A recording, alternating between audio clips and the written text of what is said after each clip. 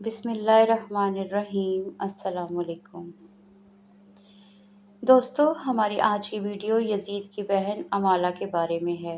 اس video میں ہم آپ کو بتائیں گے کہ یزید اپنی بہن امالہ سے شادی کیوں کرنا چاہتا تھا، اور آپ کو یہ بھی بتائیں گے کہ خاندان یزید اور خاندان حسین رضی اللہ تعالیٰ عنہ کے مابین کیا رشتہ داری تھی۔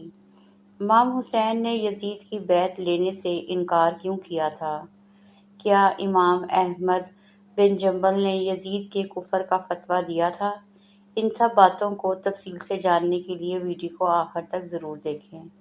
دوستو، سب سے پہلے آپ کو یزید کی بہن امالہ کے بارے میں بتاتے ہیں کہ کربلا کا واقعہ گزر جانے کے بعد جب یزید کو ہر طرح سے لعن طعن شروع ہوئی اور ہر کوئی امام حسین رضی اللہ تعالیٰ عنہ کے بے گناہ قتل پر ظالم یزید کو برا بھلا کہنے لگا اور ہر طرف سے امام زین العابدین اور سید زادیوں کی رہائی کی آواز بلند ہونے لگی، تو یزید نے امام سجاد کو بلایا اور کہا کہ میں قیدیوں کو رہا کرنا چاہتا ہوں، آپ اس بارے میں کیا کہتے ہیں؟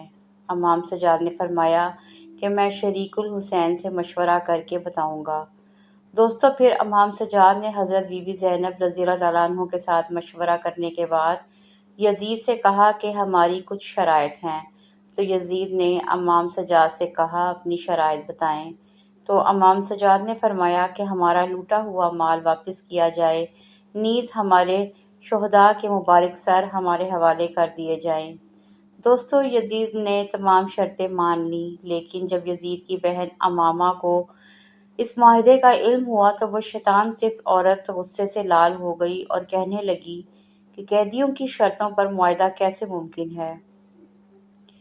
دوستو، اس صورت میں تمام اہل شام کی عورتوں کو اپنے محل میں جمع کیا اور بی بی زینب اور تمام سید زادیوں کو بھی اپنے محل میں بلوایا، اور یزید کی بہن امالہ نے تمام موتوں کے سامنے کھڑی ہو کر انتہائی تکبرانہ انداز میں بی بی زینب کو مخاطب کر کے کہا کہ اس محل کی دیواریں آسمان تک پہنچی ہوئی ہیں اور اس کا مالک میرا بھائی یزید ہے، جس کی حکومت مشرق سے مغرب تک پھیلی ہوئی ہے۔ اس کے خزانے چاندی، ہیرے، جواہرات سے بھرے پڑے ہیں اور جس پر اللہ بھی راضی ہے۔ ابھی تم یزید کو فتح بھی ملی ہے۔ اس کے بعد شام کی عورتوں کی طرف دیکھ کر اس نے بی بی زینب سے کہا کہ تم بتاؤ تم کون ہو؟ دوستو، اس پر بی بی زینب نے جلال بھرے لہجے میں کہا، میں نے تمہاری بات سن لی، مگر تم نے ابھی تک میرا مکمل تعارف نہیں سنا۔ لیکن تعارف تو صرف اتنا ہی ہے کہ تم قاتل یزید کی بہن ہو اور تیرے بھائی نے ہی نبی کریم صلی اللہ علیہ وآلہ وسلم کے خاندان کی پاکیزہ عورتوں کو ناحق کثیر بنایا ہے، اور تم بھی باعزت ہونے کا دعویٰ کرتی ہو۔ تم جس بھائی کی حکومت پر اترا رہی ہو، سن لو، میرے رب کی حکومت پوری کائنات پر ہے۔ تم نے سچائی تو سن لی، لیکن میری پہچان پوری کائنات کے خالق و مالک کے محبوب ترین نبی حضرت محمد صلی اللہ علیہ وآلہ وسلم سے جا ملتی ہے۔ دوستو، حضرت بی بی زینب نے اس ملعون عورت کو مزید کہا کہ تم جس دولت کا اقرار کر رہی ہو، میرے خدا کے سامنے نبی کریم صلی اللہ علیہ وآلہ وسلم کے گھرانے کے ایک فرد کے ایک سجدے کے برابر بھی نہیں ہے، جو کہ وہ دنیا کے تمام خزانوں کا مالک ہے۔ بے شک، اور یہ محل جس پر تم کو فخر ہے، رب کائنات جلد ہی اسے مٹی کا ڈھیر بنا دے گا۔ دوستو، اس کے بعد بی بی زینب نے آسمان کی طرف ہاتھ اٹھا کر اللہ تعالیٰ سے دعا کی کہ اے رب کائنات، ہم تجھ سے راضی ہیں، تو بھی ہم سے راضی ہو جا۔